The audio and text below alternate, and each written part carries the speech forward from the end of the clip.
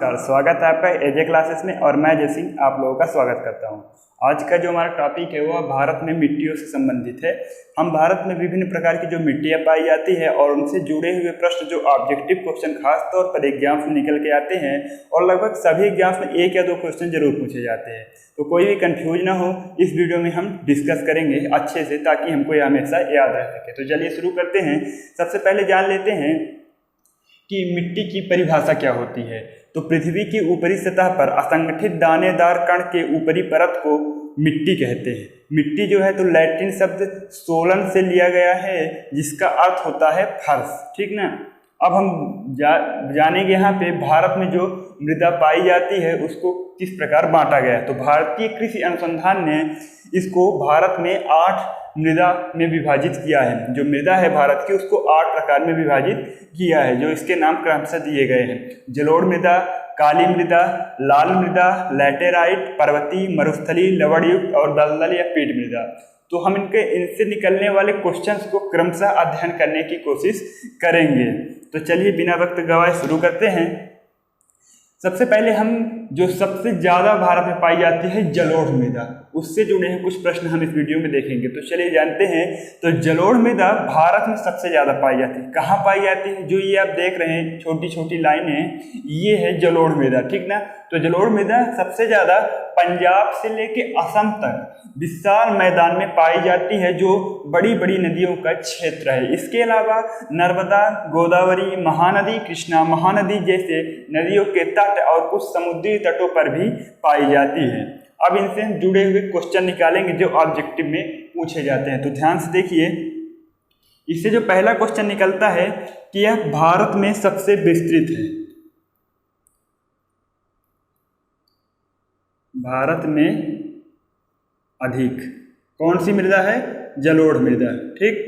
तो पहला क्वेश्चन इससे निकल जाता है, भारत में सबसे अधिक पाई जाने वाली मृदा कौन सी है? जलोढ़ मृदा। और सबसे ज्यादा क्वेश्चन जो पूछा गया है यही कि भारत में सबसे ज्यादा कौन सी मृदा पाई जाती है? तो जलोढ़ मृदा। इसका निर्माण कैसे होता है? अब देखिए, यह सबसे ज्यादा नदियों के क्षेत्रों में पाई जाती है। नदी मैदान जो उत्तर का विशाल मैदान है सबसे ज्यादा वहां, उसके अलावा नदी के तट पर, अर्थात इसका निर्माण नदियों से है। जलोढ़ मतलब जल के लुढ़कने से। अच्छा, तो इसका निर्माण कैसे होता है? नदियों द्वारा निर्माण। तो इसका दूसरा क्वेश्चन हो जाता है कि इसका निर्माण कैसे होता है? तो नदियों द्वारा, ठीक। तीसरा पॉइंट देखते हैं, इसको 2 भागों में बांटा गया है, बांगर और खादर। तो यह भी क्वेश्चन पूछा जाता है कि कितने भागों में बांटा गया है? तो 2, बांगर व खादर।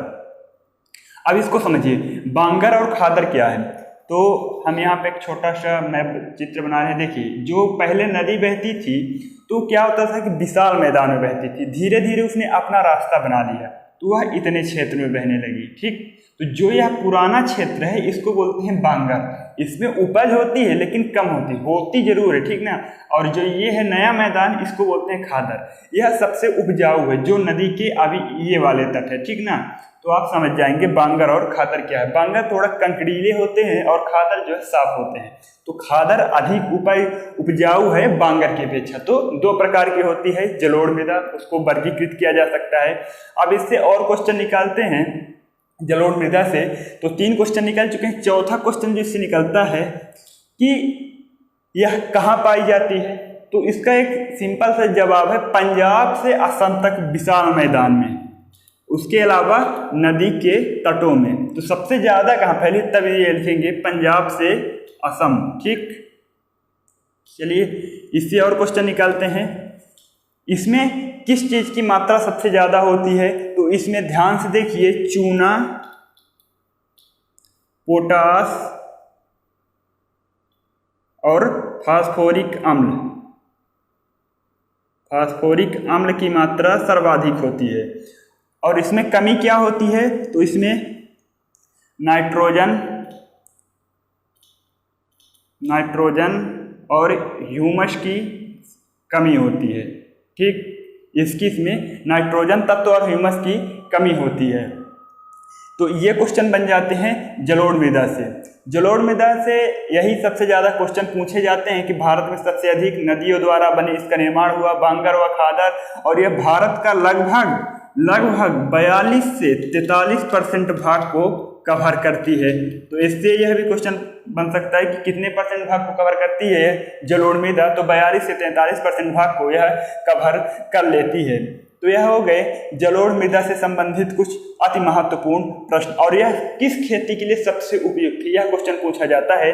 तो देखिए, सबसे उपजाऊ मृदा है एक प्रकार देखा जाए तो इसमें सबसे ज़्यादा धान व गन्ने की खेती सर्वाधिक होती है।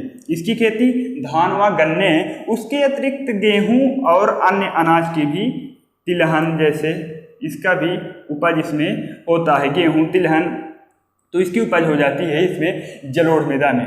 और इसे एक और नाम से जाना जाता है, कौन सा नाम है? 9वां क्वेश्चन इससे निकल के आ रहा है, कांप मृदा। कांप या कांप दोनों लिख सकते हैं, कांप मृदा के नाम से इसे जाना जाता है। तो यह कुछ जुड़े हुए थे जलोढ़ मृदा से। अब हम बात करेंगे काली मृदा से आने वाले क्वेश्चंस, इसको नोट कर सकते हैं।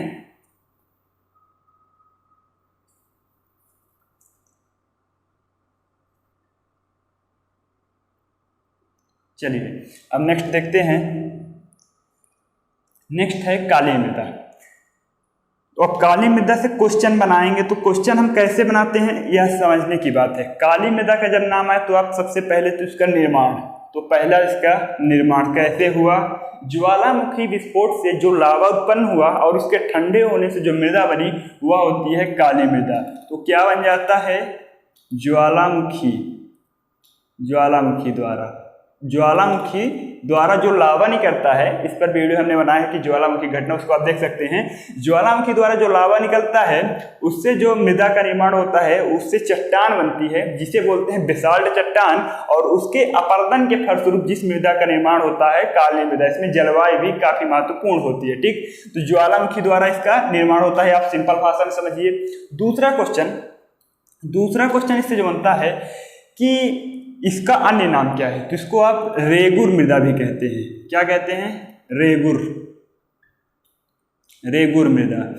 इसका रंग काला क्यों होता है? सबसे बड़ा क्वेश्चन, काली मृदा का रंग काला क्यों होता है? तो ये देखिए, इसका रंग और काला होने का कारण है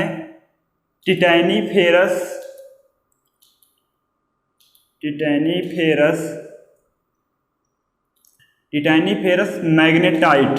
किसके कारण? टिटैनीफेरस मैग्नेटाइट के कारण इसका रंग, और ह्यूमस की उपस्थिति, इसमें ह्यूमस की भरपूर मात्रा पाई जाती है। इसके अतिरिक्त इसमें क्या क्या पाया जाता है? इसमें चूना पाया जाता है, लोहा की भी कुछ मात्रा पाई जाती है, इसमें एल्युमिनियम, कैल्शियम और मैग्नेटाइट जैसे कुछ महत्वपूर्ण तत्व इसमें पाए जाते हैं। लेकिन इसमें कार्बनिक तत्व और नाइट्रोजन की कमी होती है, ठीक ना। तो इससे, और इसको कौन सी मृदा कहते हैं? इसको एक और बोलते हैं कपासी मृदा। कपासी मृदा कौन सी है? कपासी मृदा कौन सी है? काली मृदा। क्यों है? क्योंकि यह महाराष्ट्र के क्षेत्र में सबसे ज्यादा, उसके बाद गुजरात, राजस्थान, मध्य प्रदेश, छत्तीसगढ़ और तमिलनाडु, उड़ीसा के क्षेत्रों में यह मृदा जो है तो पाई जाती है, आप मैप में देख सकते हैं। और यह महाराष्ट्र में सर्वाधिक कपास का उत्पादन भी होता है, ठीक ना। तो आप समझ सकते हैं यह कपास के लिए सबसे ज्यादा उपयुक्त है। तो क्वेश्चन पूछा जाता है कपास के लिए सबसे उपयुक्त मृदा कौन सी है? काली मृदा है। और यह सबसे ज्यादा कहाँ क्वेश्चन आता है, सबसे ज्यादा किस राज्य? तो ध्यान से देखिए, महाराष्ट्र के अतिरिक्त गुजरात, राजस्थान, मध्य प्रदेश, छत्तीसगढ़, तमिलनाडु का क्षेत्र, उड़ीसा के क्षेत्रों में, पश्चिम बंगाल के क्षेत्रों में भी पाई जाती है, लेकिन सबसे ज्यादा महाराष्ट्र में ज्यादा पाई जाती है, ठीक।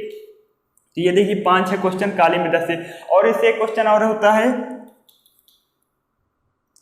स्वतः जुताई वाली मृदा किसे कहते हैं? यह क्वेश्चन आ चुका है कुछ एग्जाम्स में, ठीक ना। स्वतः जुताई वाली मृदा किसे कहते हैं? काली मृदा। क्योंकि यह पानी बरसने पर या पानी पड़ने पर चिपचिपी हो जाती है और सूखने पर इसमें दरार पड़ जाती है, इसलिए इसको स्वतः जुताई वाली मृदा और रेगुर मृदा भी कहते हैं, ठीक। तो ये निकल के आते हैं काली मृदा से कुछ क्वेश्चन। और यह किसकी खेती के लिए प्रसिद्ध है? कपास और मोटे अनाजों के लिए यह काफी प्रसिद्ध है, ठीक ना। चलिए, काली मृदा से क्वेश्चन हो गए। सबसे ज्यादा यही तो क्वेश्चन बनते हैं, और यही क्वेश्चन बनते हैं जब आपको बताने की कोशिश कर रहे हैं, तो आप इनको ध्यान से जरूर देखते रहिए। चलिए थर्ड क्वेश्चन है जो ये लाल मृदा। लाल मृदा हम आपको मैप में दिखाने की कोशिश करते हैं। हल्का हल्का जो ये रेड लाइन आपको दिख रही है, रेड लाइन, ये है लाल मृदा। तो लाल मृदा, तो जब लाल बात आए तो इसका प्रमुख कारण होता है लाल होने का, क्या होता है? लौह ऑक्साइड की उपस्थिति, मतलब लोहे का उपस्थित होना, इसका रंग लाल होता है। लौह ऑक्साइड की उपस्थिति का होना, ठीक ना। इसकी उत्पत्ति कैसे होती है, यह भी क्वेश्चन इंपॉर्टेंट है। तो इसकी उत्पत्ति जो दानेदार, सॉरी दानेदार नहीं, रवेदार और कायांतरित चट्टानों जो होती हैं उनके विघटन के फलस्वरूप इसका निर्माण होता है। रवेदार और कायांतरित चट्टानों के अपघटन और विघटन, इसमें जलवायु की भूमिका होती है। उसके बाद जो है तो लाल मृदा का निर्माण होता है। इसमें लौह ऑक्साइड की सर्वाधिक मात्रा होती है, इसके कारण यह लाल दिखाई देता है। सबसे ज्यादा क्वेश्चन पूछा गया लाल मृदा से कि यह सबसे ज्यादा कहाँ पाई जाती है। आपको जो ये क्षेत्र दिख रहा है तमिलनाडु का, तो वहीं सबसे ज्यादा पाई जाती है। तमिलनाडु में लाल मृदा सर्वाधिक पाई जाती है। तो यह क्वेश्चन आप याद रखेंगे, कहाँ पाई जाती है? सब सर्वाधिक तमिलनाडु में। उसके अतिरिक्त कर्नाटक, केरल के कुछ क्षेत्रों में, महाराष्ट्र, मध्य प्रदेश, छत्तीसगढ़, उड़ीसा कुछ क्षेत्रों है ना, यहाँ भी पाई जाती है यह लाल मृदा, लेकिन सर्वाधिक तमिलनाडु में पाई जाती है। इसमें किस खेती के लिए सबसे उपयुक्त है? तो बाजरा की खेती के लिए सबसे उपयुक्त कौन सा है? लाल मृदा, बाजरा खेती। इसके अतिरिक्त इसमें आलू की खेती और मूंगफली की खेती सर्वाधिक की जाती है। लेकिन सबसे क्वेश्चन जो पूछा जाएगा आपसे, बाजरा की खेती के लिए सर्वाधिक उपयुक्त कौन सी मृदा होती है? तो वह होती है लाल मृदा। तो यह कहाँ पाई जाती है? हमने बताया सर्वाधिक तमिलनाडु, उसके अतिरिक्त अन्य राज्यों में पाई जाती है। लौह ऑक्साइड के कारण इसका रंग लाल होता है। इसमें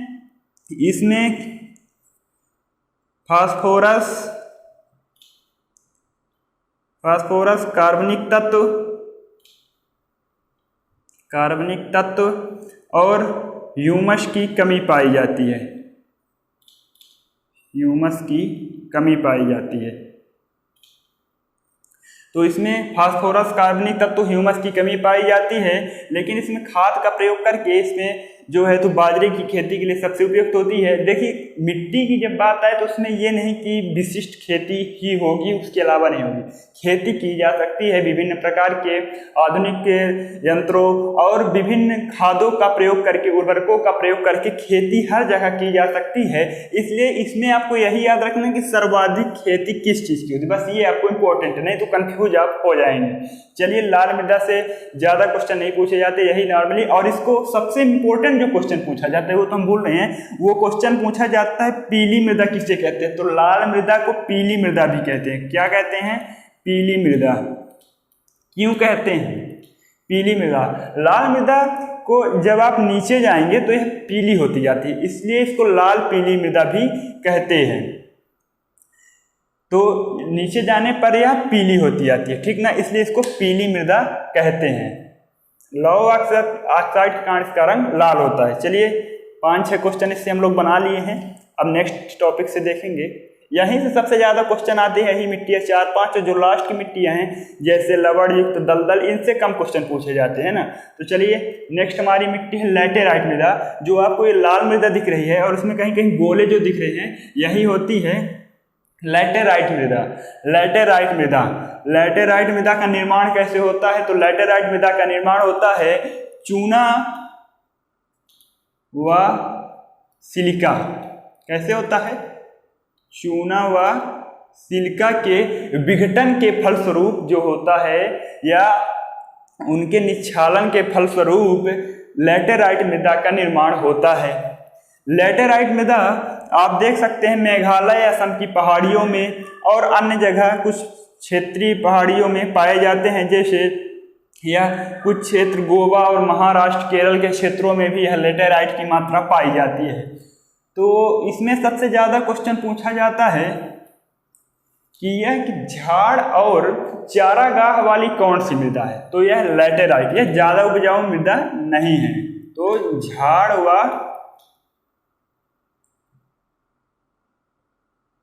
चारागाह। तो सबसे ज़्यादा क्वेश्चन यही, झाड़ व चारागाह वाली मृदा लैटेराइट मृदा कहलाती है। इसमें उर्वरक का प्रयोग करके फल और धान की खेती संभव है, ठीक ना।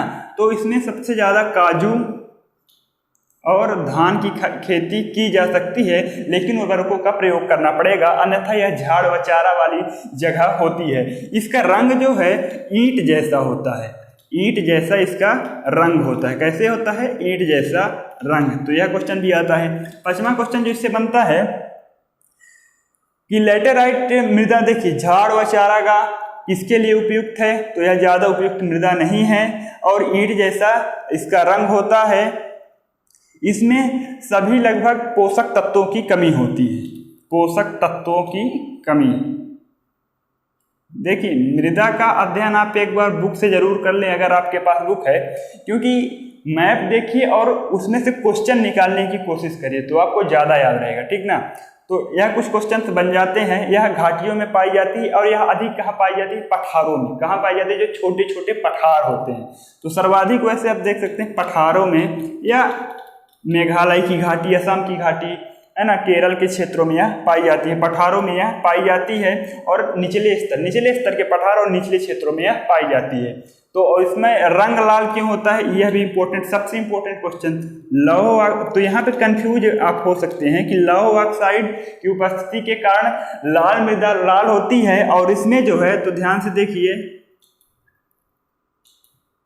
लौह ऑक्साइड और एल्यूमिनियम ऑक्साइड के कारण, एल्यूमिनियम ऑक्साइड के कारण जो है, तो यह लाल हल्का भूरा दिखाई देती है। तो एल्यूमिनियम ऑक्साइड और लौह ऑक्साइड किसमें उपस्थित हैं? लैटेराइट मिट्टी में। चलिए 5-6 क्वेश्चन इससे निकाल लिए हम लोग। चलिए नेक्स्ट है, अब जो हमारी मृदा आती है पर्वतीय मृदा। तो पर्वतीय मृदा आपको बता दें, मैप में जो ये गोले गोले दिख रहे हैं ब्लैक, आपको ये वाला क्षेत्र पूरा उत्तर वाला भाग, और कुछ अन्य भाग जैसे यहाँ भी केरल व तमिलनाडु के क्षेत्र में, अन्य क्षेत्रों में थोड़ी थोड़ी पाई जाती है। लेकिन यह कहाँ पाई जाती है? तो पहला क्वेश्चन सबसे ज़्यादा निकलता है इसका, हिमालय के निचले स्तर पर।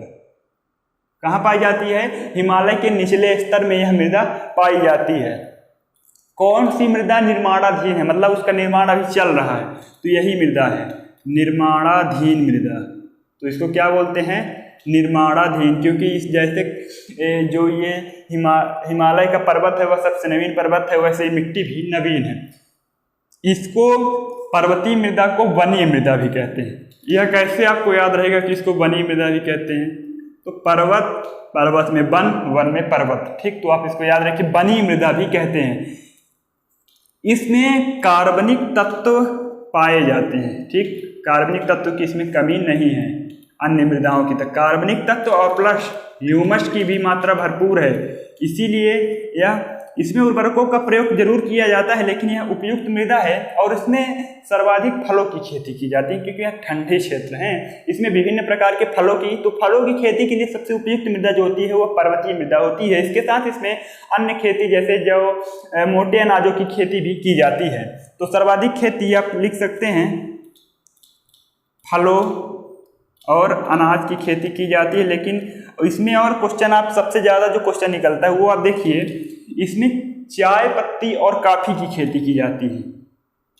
चाय प्लस कॉफ़ी की खेती कहाँ की जाती है? वनीय मृदा में। इसके अलावा लैटेराइट मृदा में भी कुछ मात्रा में की जाती है, लेकिन सर्वाधिक मात्रा में इसी वाली मृदा में की जाती है। तो ये क्वेश्चन कहाँ से निकल के आते हैं? जो हमारे हैं पर्वतीय मृदा से 4-5 क्वेश्चन निकल के आते हैं। इसमें कार्बनिक तत्व और ह्यूमस की भरपूर मात्रा पाई जाती है, यहाँ पे याद रखेंगे। यह उपज अच्छी वाली है, निर्माणाधीन वनीय मृदा हिमालय के निचले स्तर पर चाय, कॉफ़ी, फलों और अन्य अनाजों के लिए भी उपयुक्त होती है। यह कहाँ पाई जाती है? हिमालय के क्षेत्र, तमिलनाडु, केरल के कुछ तटीय इलाकों में यह पाई जाती है, ठीक ना। सर्वाधिक हिमालय से ही पूछा जाएगा। चलिए नेक्स्ट अब देखते हैं अपना क्वेश्चन। हम क्वेश्चन निकालते हैं, इसी तरह क्वेश्चन आप भी निकालिए, ज़्यादा याद होगा। अब आता है मरुस्थलीय। तो मरुस्थलीय मृदा ये वाला क्षेत्र जो देख रहे हैं, राजस्थान, पश्चिमी उत्तर प्रदेश, गुजरात का कुछ क्षेत्र और हरियाणा के क्षेत्रों में यह फैली हुई है यह मृदा। तो ये वाली मृदा है, ये वाली यहाँ है मरुस्थलीय मृदा। तो यह शुष्क व अर्ध शुष्क क्षेत्रों में पाई जाती है। कहाँ पाई जाती है? शुष्क और अर्ध शुष्क क्षेत्रों में। इसके अलावा भी यह कहीं कहीं और मिल सकती है, लेकिन सर्वाधिक मृदा यहीं पाई जाती है। इसके अलावा यह कुछ दक्षिण प्रायद्वीपीय भारत में भी पाई जाती है। और एक क्वेश्चन हम आपको शायद बताना भूल गए हैं कि जो काली मृदा है, काली मृदा, वह यहाँ वाले क्षेत्र में प्रायद्वीपीय भारत भी बोल सकते हैं, लेकिन जो ये लाल मृदा है यह सर्वाधिक जो पाई जाती है वह प्रायद्वीपीय भारत में पाई जाती है। यह क्वेश्चन आप याद रखें। चलिए, यहाँ पे अपना टॉपिक है शुष्क और अर्ध शुष्क क्षेत्रों में पाई जाती है। कौन सी? मरुस्थली, मरुस्थल, जहां मरुस्थल है, रेगिस्तान आप बोल सकते हैं, ठीक ना। दूसरा क्वेश्चन इससे निकलते हैं कि यह मोटे अनाज, जौ, बाजरा, गेहूं, सरसों, है ना, इसके लिए मोटे अनाज लिख सकते हैं आप, मोटे अनाज। और किसके लिए प्रयुक्त है? जौ, सर्वाधिक खेती नहीं की होती, ठीक ना, बाजरा और सरसों इसके लिए सर्वाधिक उपयुक्त होती है। लेकिन अब सिंचित नहर सुविधा हो गई, लेकिन अन्य खेती भी संभव है। हमने बताया कि ज्यादा क्वेश्चन ये नहीं पूछा जाता कि उपज है, लेकिन प्रमुख उपज है उसी को पूछा जाता है। अच्छा, यह कहाँ पाई जाती है? तो राजस्थान, उत्तर प्रदेश, पश्चिमी उत्तर प्रदेश, गुजरात का कुछ क्षेत्र है, कवर होता है यहाँ से, ठीक ना। तो और हरियाणा के क्षेत्रों में यह मृदा पाई जाती है। तो इससे ज्यादा क्वेश्चन नहीं बनते हैं, यही 2-3 क्वेश्चन बनते हैं कि यह शुष्क अर्ध शुष्क क्षेत्रों में पाई जाती है, ठीक ना। चलिए नेक्स्ट देखते हैं।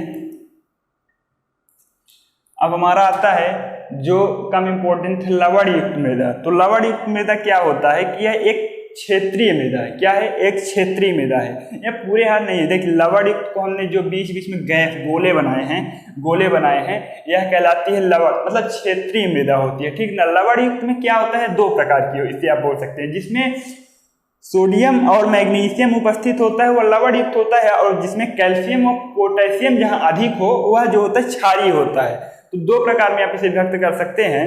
तो इसमें ज्यादा क्वेश्चन नहीं है, यह क्षेत्रीय मृदा कहलाती है। इसकी खेती के लिए इसमें कम है, इसकी खेती में अगर इसमें खेती करना है तो इसमें जिप्सम व चूना मिलाकर उर्वरकों का प्रयोग करके खेती इसमें की जा सकती है। लेकिन यह लवण युक्त मृदा होती है, इसमें सोडियम प्लस मैग्नीशियम के कारण यह होती है लवणीय, और पोटेशियम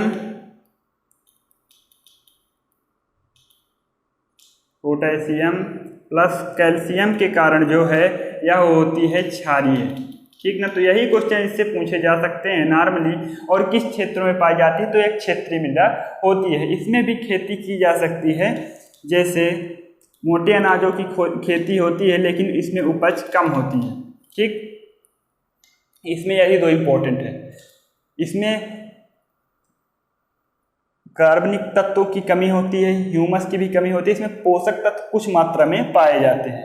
अब जो हमारी सबसे लास्ट मृदा है, दलदल मृदा या पीटमय मृदा, तो यह कहाँ पाई जाती है? तो यह जैसे जहाँ यहाँ पे आप पश्चिम बंगाल के क्षेत्र देख सकते हैं, और यहाँ तमिलनाडु का क्षेत्र है, यहाँ कुछ आंध्र प्रदेश के क्षेत्र है। ऐसे विभिन्न क्षेत्रों में यह जो है तो दलदली रूप में जहाँ पानी का जमाव होता है, पर्वतीय क्षेत्र जहाँ पानी का जमाव होता है, यह मिट्टी पाई जाती है। तो कहाँ पाई जाती है? पहला क्वेश्चन, पानी जमाव वाले स्थान में। यही क्वेश्चन पूछा जाता है कि कहाँ पाई जाती है? तो जहाँ पानी का जमाव होता है वहाँ यह मृदा पाई जाती है, ठीक। दूसरा क्वेश्चन इससे निकल के आता है, इसमें कार्बनिक तत्व की सबसे ज्यादा मात्रा होती है, कार्बनिक तत्व उपस्थित है, ठीक। यह भी आप याद रखेंगे। इसमें खेती किसकी की जाती है? देखिए, दलदली है, इसमें ज्यादा खेती नहीं, लेकिन व्यवस्था बना के इसमें धान की खेती की जाती है, सिर्फ धान। और भी खेती की जा सकती है, लेकिन धान दलदली मृदा में होती है। तो यह एक क्षेत्रीय मृदा है, विभिन्न क्षेत्र में नहीं पाई जाती है। यह पर्वतों या छोटी छोटी जहाँ पानी का जमा होता है वहीं यह मृदा पाई जाती है। तो आप इसी तरह के मैप बनाएं, अपने बुक्स में ज़रूर पढ़ें और आपके पास जो भी बुक्स है उसमें ज़रूर देखें। तो आप इसमें ऑब्जेक्टिव और भी निकालिए जो इसमें छूट रहे हो हमसे। और अगर आपको वीडियो पसंद आता है तो आप एजे क्लासेस को सब्सक्राइब करें और अपने दोस्तों में शेयर करें। धन्यवाद।